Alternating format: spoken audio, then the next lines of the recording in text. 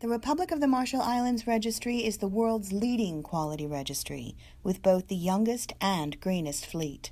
Measured by its outstanding port state control record of the three largest registries, only the Marshall Islands ranks in the top 10 for the world's major port states and holds Qualship 21 status for an unparalleled 17 consecutive years.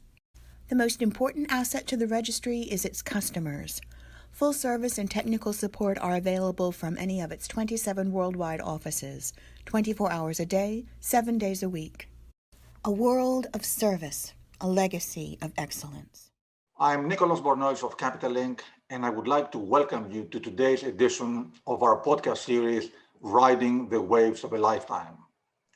This podcast series gives us the opportunity to interact, to communicate and discuss with leading industry personalities, maritime industry personalities, who share with us their life and career experiences as well as their industry insight. And today we are privileged to have with us Lois Zabrocky, the CEO and Director of International Seaways. Before formally welcoming Lois to our podcast, I would like to thank International Registries and the Marshall Islands Registry for sponsoring today's event.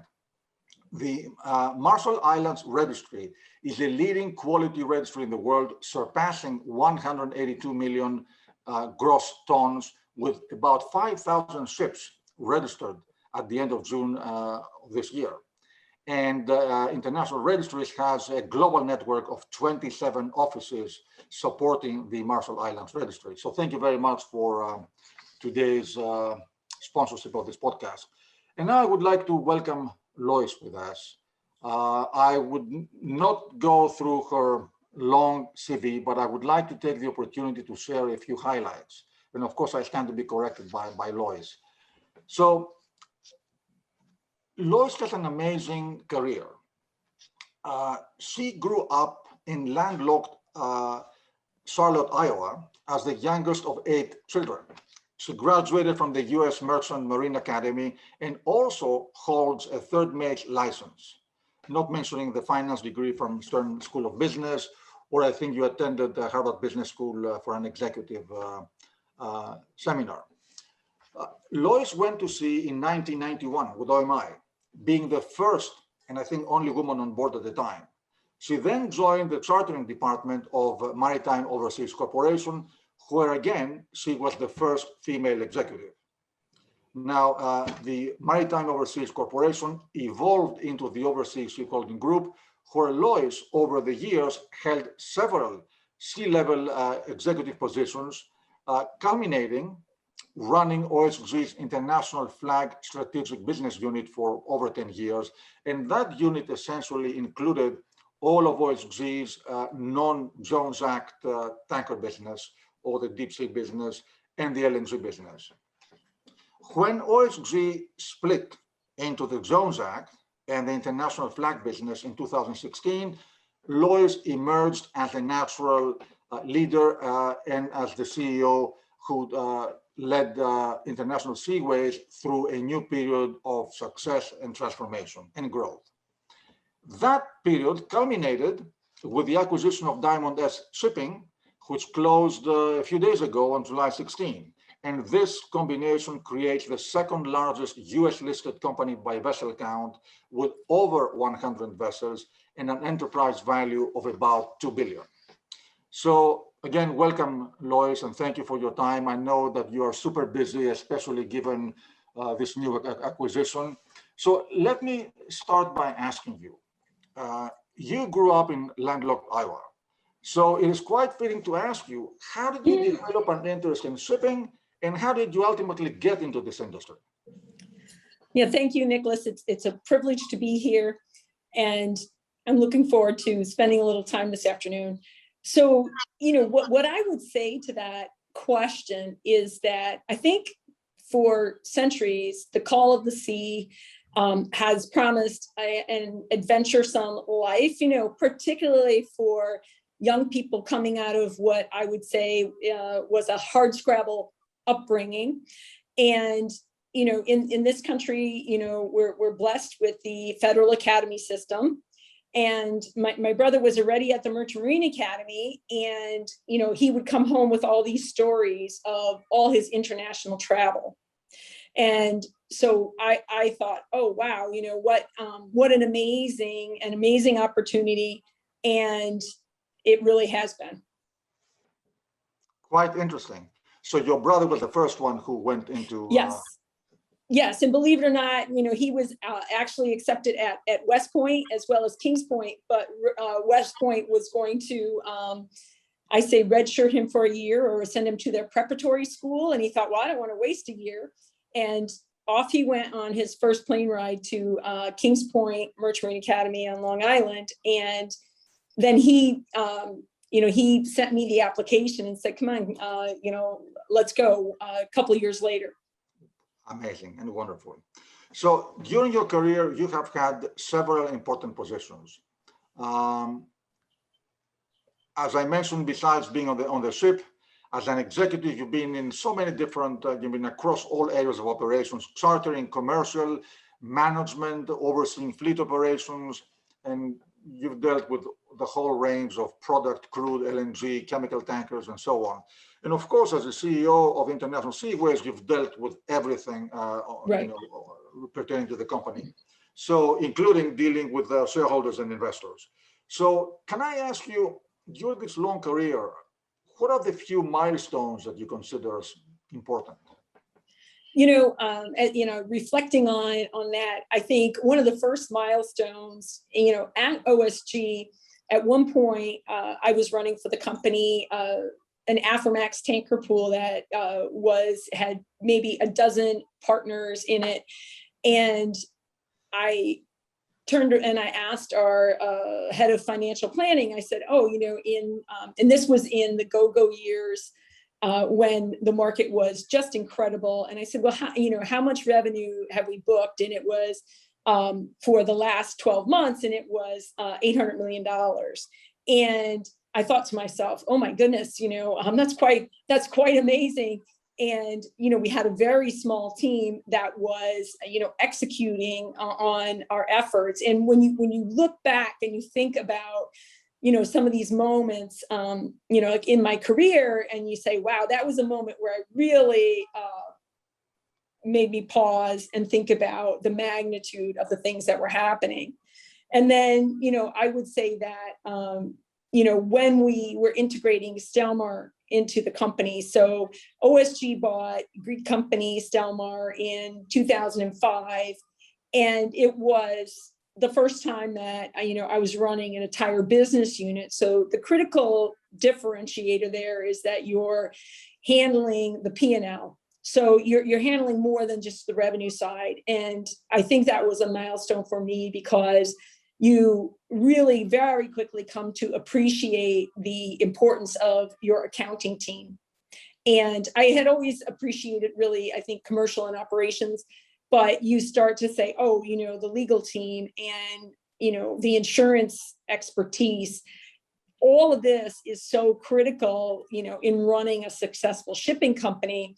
And when you're running, a business unit, you really get the importance of how all these components fit together into a strong team. And then I would say, real milestone during the restructuring, when the chief restructuring officer came into the company and took over all essential functions and decision-making, which, was really challenging. And, an entire board had to be reconstituted, and most of the C-suite turned over. And, he was coming to me, and I was making, my recommendations and decisions essentially on the international fleet and the market and, what I thought should happen. And that's a moment where you realize to yourself, well, I have to fight for our business, to, fight for the company, fight for the business that has been around. I mean, OSG was formed in 1948 and was made public as long as I'm alive, right? So to me, it had such a rich legacy and so much really fabulous business components that it deserved to have that opportunity to restructure and come out and be successful. And so that was a real moment where, you know that you have to step up. There's so many people that are, looking to you. Thank you for all this insight. Now, let me go to the next question and go from milestones to biggest challenges that you faced. And here, let me make the distinction. We'll discuss later on the challenges as being a female executive. So let's focus now on the business challenges. During your career, you have dealt with market volatility, the shipping markets, and you've also dealt with the company volatility because you have been with Maritime Overseas Corporation, then OSG. OSG went through a bankruptcy, then it resurfaced, then it split, then you acquired Diamond S. So quite a lot of yes, amazing happening. So tell us, what do you consider within that sphere as major challenges, and how did you overcome them? Yeah, well, I would say, Nicholas, that, in the tanker market, the cyclicality of the industry is absolute. And every time you're going through a particular cycle, you will hear, oh, this time it's different.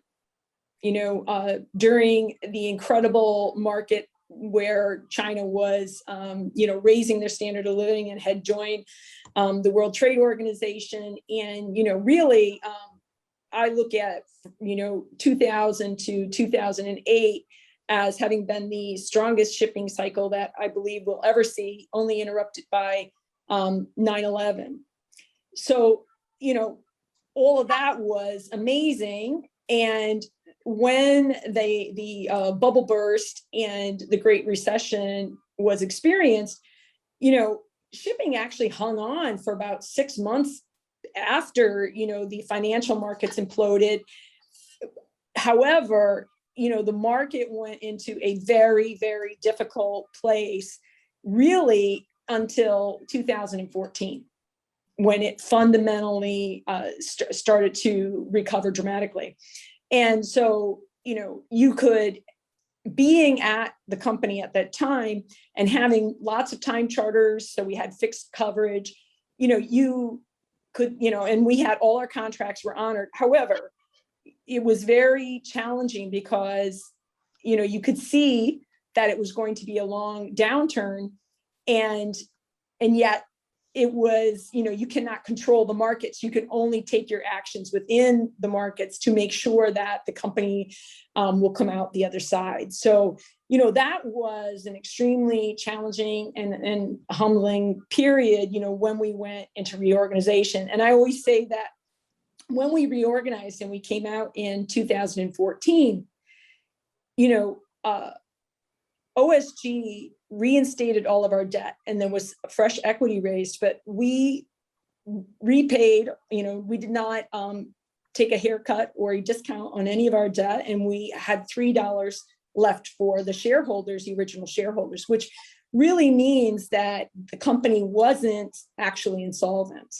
It was a company that had, come into a situation where the refinancing was challenging, had a challenging tax problem, and it was such a successful and storied company. And going through that period, really from 2011, 12, 13, that was the most challenging time. And to go and to fight to keep our ships, that was, we had vessels that were built in China. We thought that those vessels would all be returned to their, to the banks. And, we were able to really hold the international business together, which was not a foregone conclusion, but there were dark days. Those were really challenging times, for, all of us. Indeed, but you weathered them and you came shining through. So both yourself and the company. Thank you. Yeah. So now, if I can go to the other leg of the question, focusing on you being a female seafarer. Tell us, how did it feel when you were with OMI as the only woman on board, and how is the experience of a seafarer? I mean, that's a different from being a female Yeah. executive. Let's focus on the seafarer. I don't know how many Yes. women are seafarers today. No, absolutely. Heading out to sea, with what I say is when you graduate, from the academy, even with over 300 days of sea experience as a cadet, you really have a license to learn. So when you show up to the tanker, you're the greenest person, you're the absolute most junior person, and I found the level of the seafarers on board the OMI chemical tanker that I went on to be very high. It was quite a young officers and people really with a lot of hustle. So, the whole name of the game was to ramp yourself as quickly as possible and understand, what the stowage should be for the chemicals on board and, the tank cleaning. And, when you're on a chemical tanker, it's intense trading. So you might go to 7 or 8 berths within one port, which means it's all hands on deck. So the ability for you to gain a tremendous amount of experience navigating, handling lines, directing the bow or the stern, is really excellent. So, I found it to be a really great environment. OMI was a well-run company. They had what at that time were quite modern ships. So shipping out with them was, it was exciting and I really enjoyed it. So you really got your experience, so to speak, being in the trenches, being at the front line, which obviously is wonderful and very enriching. Yes. And then let's make the migration from being a seafarer to being a female executive. You are the shining example of a highly successful and widely respected female CEO in a male-dominated industry. So can you share with us your personal journey? And also, given your experience, what would you see as the opportunities and challenges for women in shipping? Yeah, so it's a big question. I got to unpack it a little bit.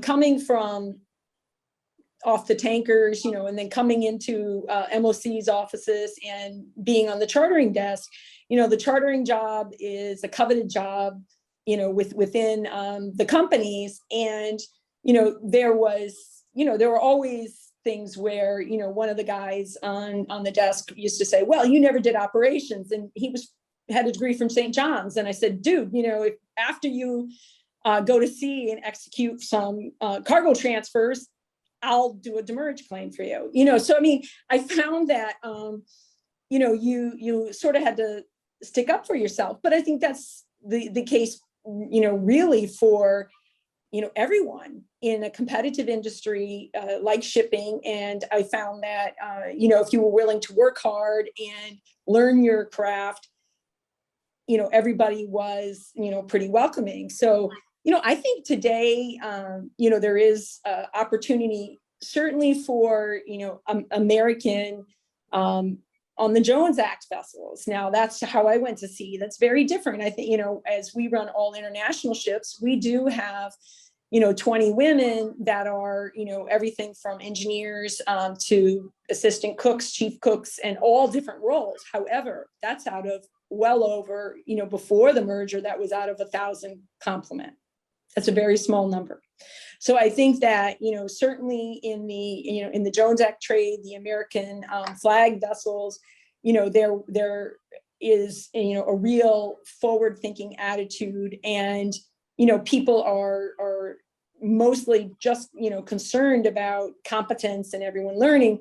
And I think, when you go on the international side, we make an effort to develop and recruit and have diversity. And I think it just can be, more challenging because, you're doing deep sea voyages. You're not just trading, with cabotage trade within the United States. These are long voyages for our international seafarers, and it can be challenging to develop women and get them to be interested to stay at sea for, a longer period.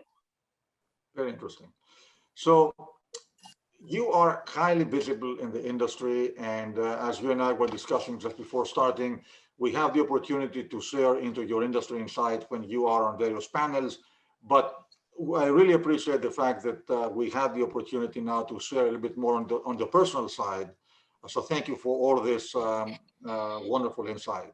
Now let me migrate to the industry side of our discussion.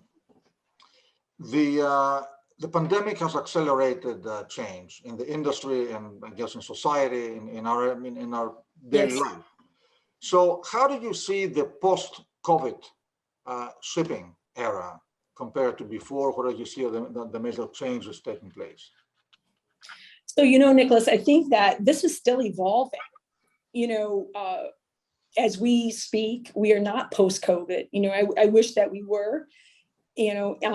Every day the Bloomberg tracker has how many vaccinations have been done, daily. We were at almost 40 million for the world. Now we're like 32 million for, daily. And, you're watching, where maybe a quarter of the world's population has had at least one shot. So, we're in a situation today where, the world is still struggling with COVID. And, as we know, there are variants and we continue where a lot of the emerging markets, Indonesia, Thailand, a lot of countries are struggling with overcoming, and they don't have enough vaccines yet. And so I think we're going to continue to change, so being in the oil tanker industry, our markets were originally very, very high not because the demand was so high, but because they needed a place to put the oil while they were ramping down production. And, that was, the first half of 2020. And then since that time, the world has been drawing down those inventories at sea, drawing down the inventories at ashore. So underneath the surface, businesses across the oil complex have been very pressurized, and we're seeing, various refineries being pressured to close. And then some of those facilities will reopen with biodiesel. And, we've seen Australia, they only, have one or two smaller refineries left, so they're importing their products. So for all of those of us in the oil business and the tanker markets, we need to continue to really watch how the landscape will look after this storm of COVID is over. So in some cases, you'll have longer distances that product needs to travel because, Australia will be importing their barrels. In other cases, you'll see, fewer refineries or more refineries coming online in some of these emerging markets. So for us, we're really hustling to keep abreast of, okay, how quickly is demand going to come back? That will drive our tanker market. And, how quickly are the regulatory changes going to come at us? And how do we need to pivot to be able to be a successful business going forward? You're absolutely right that we are not yet out of the COVID era, and I appreciate the landscape that you painted. I know it's impossible to have a crystal ball and talk about the market recovery, but right now the tanker market is clearly a sector that is lagging compared to containers, dry bulk, and so on. And when we read, the recovery is very uneven, as you pointed out, throughout the world, very uncertain. But I think there is still optimism that we are slowly recovering. The international agency came out, the International Energy came out with a report pointing out the increased oil output in the second quarter. They're forecasting more for the third quarter. They're mentioning all these wonderful things about vaccines and so on. So eventually there is a sense of optimism that will hopefully drive the market recovery also for tankers, product and crude. Any more insight on that? No, absolutely. If you just sort of, take a snapshot of the United States, where everyone has had the ability to be fully vaccinated, and our product consumption has gone back to where we were before the pandemic in 2019. So, the gasoline consumption touched 10 million barrels a day here recently, right? So you see the refinery utilization has gone up. road traffic has gone up. So, you see a very impressive rebound and recovery in the countries where the vaccinations have, permeated the population at a higher level, higher than 50%. So you see what, I think the world, we're social creatures. I don't think we're meant to be holed up in our homes, at infinitum. And so the world is eager to go back and start living again. The product consumption, you went from over 100 million barrels a day down to below 90. And now we're, somewhere around 95 million barrels a day. So it's climbing back. And then we see over the weekend, the UAE and OPEC Plus kind of behind the scenes discussing and saying informally, in any case, okay, they're going to add back 400,000 barrels per day each month until the end of the year, which would mean they will be bringing online another 2 million barrels a day between now and the end of the year. And it looks like we should see at least that amount, probably more, of an increase in demand at the same time. And then all of that is, somewhat affected by, as we talked about, the extent of lockdowns that countries, go into. So we, on the tanker side, we're looking for that, it's already happening. You're just not seeing it in the rates because, first you have to mop up all the excess that was in the system before you're going to see the market recover. But below the surface, that's already happening. That's a difficult question, maybe a tricky one, and I don't mean it to be that way. No. What I find very interesting is there's a concerted global effort away from fossil fuels. Yes. But still, we're discussing about increased demand of fossil fuels that are ultimately carried by the tanker industry. So that is very interesting. And of course, the trend is still there because it will take a long time before we really make, I think, an appreciable dent in consumption patterns. Anyway, focusing now on decarbonization. You pointed out about regulation. The EU came out recently with their proposed plan, which also includes shipping. The industry reaction has been diverse, or I would say negative. I would think more negative than diverse, or divided. And it seems that the risk of regional measures as opposed to international measures is there. So do we have right now the lines drawn in the sand? Do we know what may happen next? Any particular insight of how the industry might navigate? Because I understand that what has been proposed by the EU is kind of an opening bid. I don't think it's a final plan.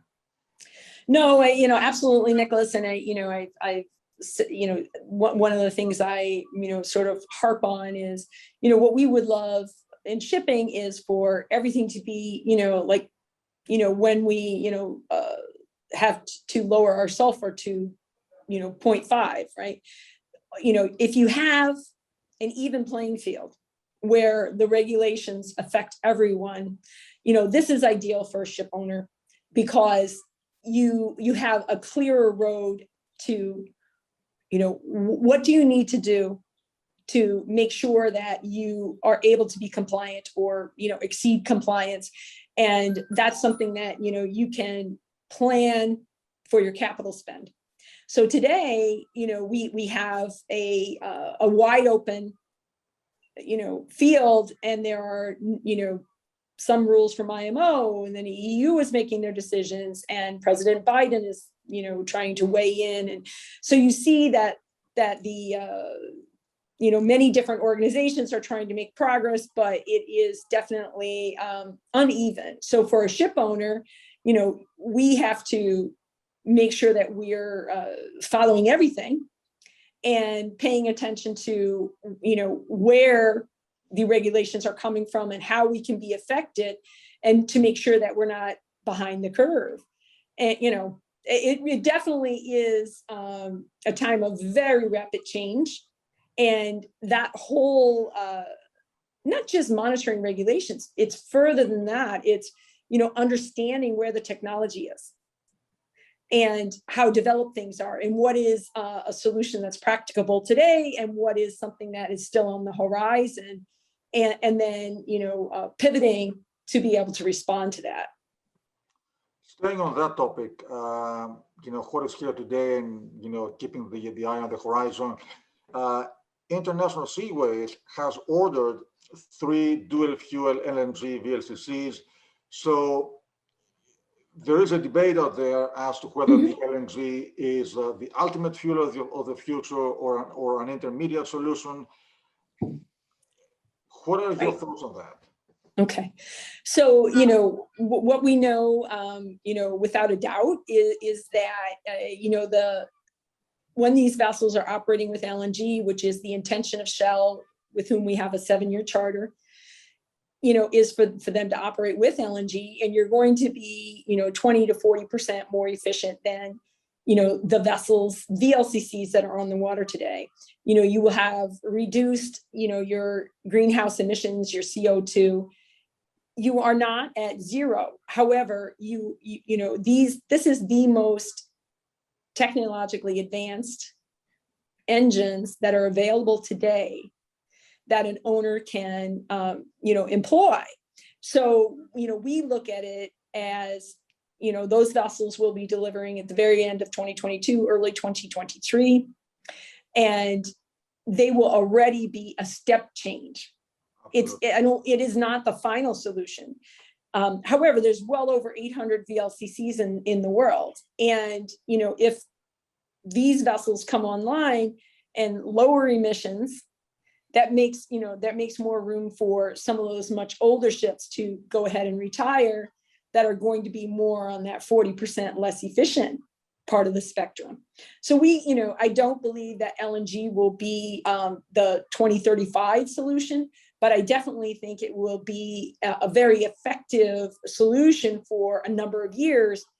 And I don't believe that those vessels, I believe they will have a full lifetime, even if they are not the cutting edge technology of 2035. You made a very interesting comment that at the end of the day, this is a step in the right direction.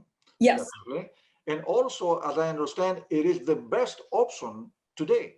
That is correct. Yes. That is, yeah. So if you have the best option today and it's a step in the right direction, clearly by adopting that, right, it's a plus. But let me now, last question on decarbonization. The uncertainty comes from the form of fuels, from the form of propulsion. We don't know, how these two will evolve in the future, even though, as we said, we have some solutions right now available. How does this uncertainty affect fleet renewal and new building orders? I mean, the tanker business, you need to have very modern, sophisticated, state-of-the-art vessels for safety, security, and efficiency. So how does this uncertainty affect new buildings, fleet renewal, and also scrapping, especially given that now I think the steel price has gone north of 600 per ton? Yes. Yes, the recycling prices, or the rebar, is at or north of $600 a ton, and we've seen the impact of commodity, heightened commodity demand on steel prices. So we've seen that peak, and yet we still haven't seen very many VLCCs be recycled. So this is a time when that should be happening in the market. There's I think various reasons why that isn't happening at the moment.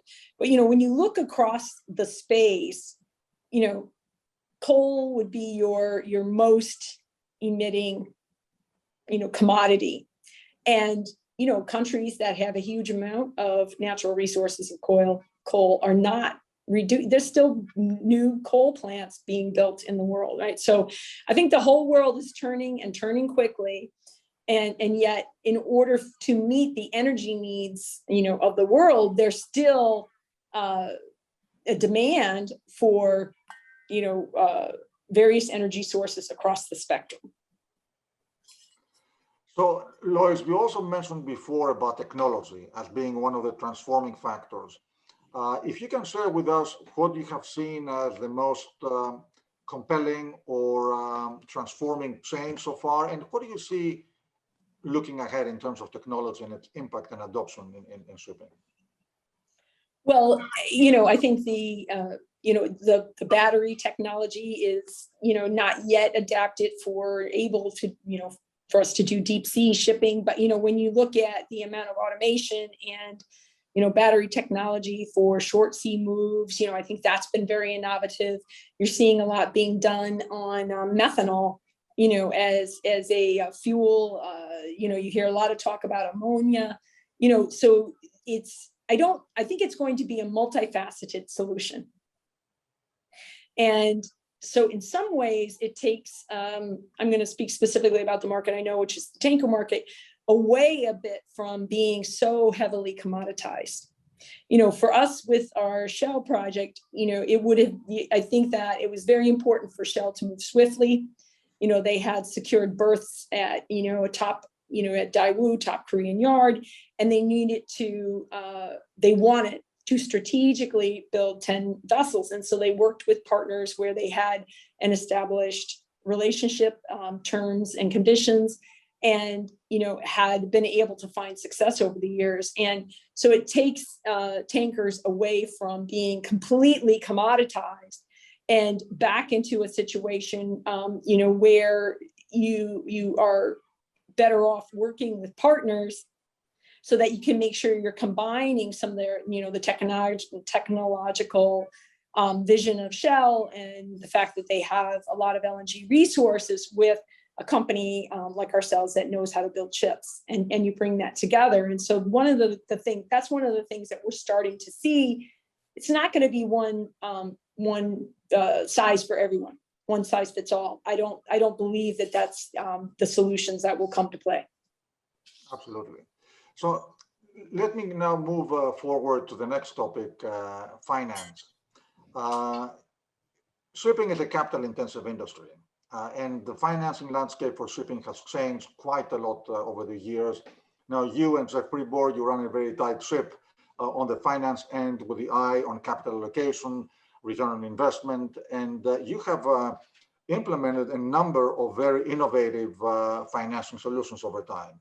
So when you look at the landscape for sourcing capital, I have two questions for you. How do you see this landscape changing? And the second question is, what does it mean for the smaller or medium owner who does not have the footprint you have? Would that inevitably lead to consolidation? Well, Nick, I do think that, there will be a benefit. I mean, we did this merger not just because bigger is better. What I would say is that, if you're an owner that has a $1 billion market cap or approaching that, you can get the intention of larger investors, a deeper pool of financiers, but I would kind of reiterate that idea that, I think the lending market has and will continue to become more discerning. And so, it becomes a little bit less commoditized as well, and it becomes more diversified. So, for International Seaways, our long-term relationship banks are number one in importance. And you also have, a role for, Chinese leasers, who, are really filling in a large gap for financing in our industry. And you just sort of keep going into various sources. At International Seaways, we have a $25 million baby bond that is in place. And, when you look at it, I think owners will continue to need to be creative and keep an open mind for, for capital coming in from multiple sources. And I think if you are small, there can be a place for you. But again, I think those relationships, need to be cultivated so that, banks are going to lend to those that they're familiar with, that they see being willing to move forward with the pace of change. Absolutely. But you opened the door to my next question about Diamond S. Diamond S clearly it's a major transaction, it's transformative, and if you can take us a little bit through the rationale of it, and also through the challenges and opportunities that this creates, and how would this affect management and company operations? You're combining two very large companies, so. No, absolutely. Yeah. So, the merger with Diamond S and having concluded that on Friday is transformational for us, clearly at International Seaways as well as at Diamond S. So, we'll have 100 strong vessel fleet. And when you look at it, the two fleets dovetail together quite nicely. It really solidifies us, in our big sectors, so we have 13 VLCCs and 14 Suezmaxes. And then on the barbells, I say, the other end, now, the company has 50 MRs. So, you suddenly have strength in the products and in the big crude. And, it is still focused and streamlined, and yet you have enough scale so that you can have a significant presence in both of these ends of the spectrum. And that's something that we think dovetails quite nicely and is a great strategic fit. I think the challenges are as our team, MRs are people intensive to manage. And, we want to make sure we take advantage of the best practices that have been in place at Diamond S and all their deep experience. And so you just want to make sure that, you don't lose the expertise of when you bring the teams together, and that, we look to, achieve together. Of course. So moving to the next question, I've read in your interviews that how much you value concepts like hard work, competence, and loyalty. And all of these are important elements of a solid company culture. So how much does company culture matter in running a successful company like yours? And how do you, as the CEO, make sure that this permeates throughout the whole organization? Now, I will close the question by saying that clearly, all these and company culture is part of the commitment to ESG. And I know that International Seaways has a big commitment to that. You're very active on Yes. this topic. No, absolutely, Nicholas. And it's, it's a company culture. It's kind of soft, how does one really, describe that? But there are certain things, we say tone from the top. International Seaways and Diamond S, we have always reiterated to our crews, for example, if we pull up to a port and the local agents come on board and say, we see some discrepancies here. And, however, if we have a payment of $500, those will go away. We do not pay that. We make the phone call to the charterer and we anchor that ship out. And in all likelihood, that will then turn into lost time for the company and, a fine that will then be, there will be some sort of paperwork produced. And, so it's challenging. However, once you've made that decision and you've followed up with that and you've supported the seafarers and they understand that you really mean it, the business starts to change. And it's clear, nobody has to wonder, do they really want me to do the quick thing, but not the right thing? And we definitely want the right thing to happen. And when you're talking about culture, one of our general counsel said the other day, at International Seaways, we have a challenge culture. And I said, yes, sort of rolled my eyes, but what does that mean? When we're, getting together, there's this level of healthy debate around, I don't agree with you. Hey, I think this. And, I think it's very important that people feel that they're able to do that and that is not squelched in an environment, and that at the end of the day, that will make the company stronger and better, because there's no one person who has to answer to, every conundrum, and for ESG, that's very important. It's the environment, it's, social, and, in shipping, we're, laggards, I would say, in the social elements. And these are things that we, during COVID, never before did we have to deviate vessels for 2-3 days to effect a crew change. And even when the market was very strong, we did that. And, you thought, oh, well, you could just keep sailing because, COVID's going to be over very shortly and everyone's going to get to go home. But that did not happen. So, this type of commitment to the mental health of, your seafarers who are, out there on your most expensive assets, and then you go into governance. And I think that's an area where OSG was probably ahead of their time and kind of emphasized that always. So that's, that scantling for us has been in place for a long time. Very interesting.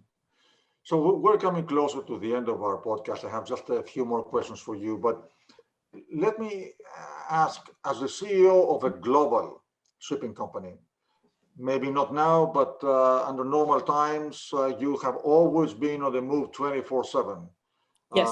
all over the place. So how do you balance work and personal family life? Yeah, very, very funny, Nicholas. So I happened to marry a retired ship captain. And, somewhere probably 15 years ago, we had, my children are 24 and 21.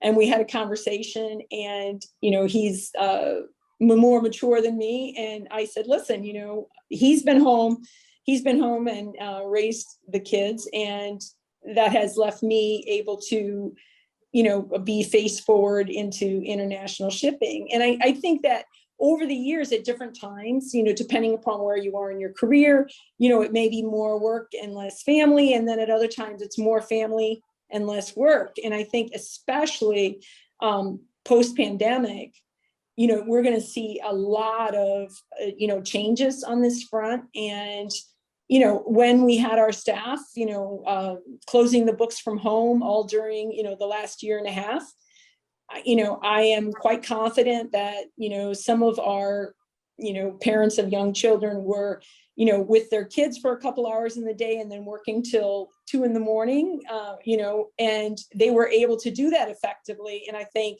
it demonstrates a little bit of a new paradigm where, the work is getting done and people are also being able to prioritize their families as well. So I always have a question on what's next on your agenda, but I have the feeling that knowing where you are now, just having closed Diamond S, I have the feeling I know what's next on your agenda. Well, I mean, yes, but maybe it's obvious, but we'll say, so clearly, we want to make sure we amalgamate the two companies together, right? And, really get a handle on, driving this bigger fleet.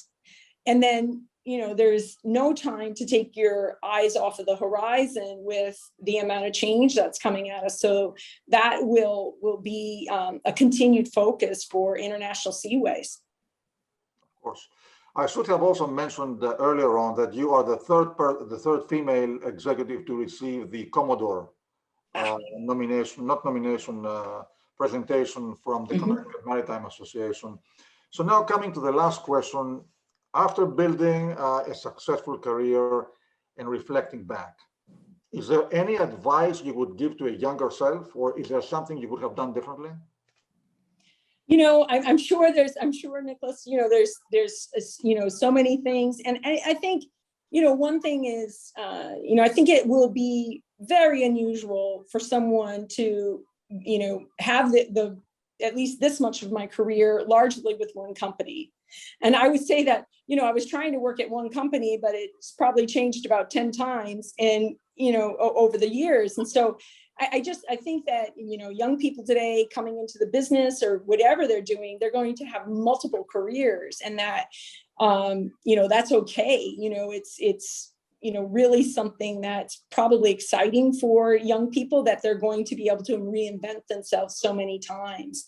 And, we have to be open to that, as, wherever we are in our career. So I guess I kind of look at it and say, I think that's that's changed so greatly in the 30 years I've been working. Lois, we have come to the end of our discussion. I wanted to thank you very much for sharing all this insight with us. Any closing remarks? I would just say that, international tankers, I think, is, one of the most fascinating businesses in the world. We're affected by everything going on, all the macroeconomics, the pandemic. And, it's such an interesting place to be. So, it's something that I love. And I think International Seaways, we will be going into that future with bright prospects. Absolutely. So, Lois, I would like again to thank you very much for being with us. We had the great privilege to have Lois Zabrocky, the CEO of International Seaways. I would like to thank her. And of course, I would like to thank again the International Registry and the Marshall Islands Registry for sponsoring today's podcast. And again, thank you very much for this tremendous insight. Thank you so much, Nicholas. We're really grateful for the opportunity. Thank you.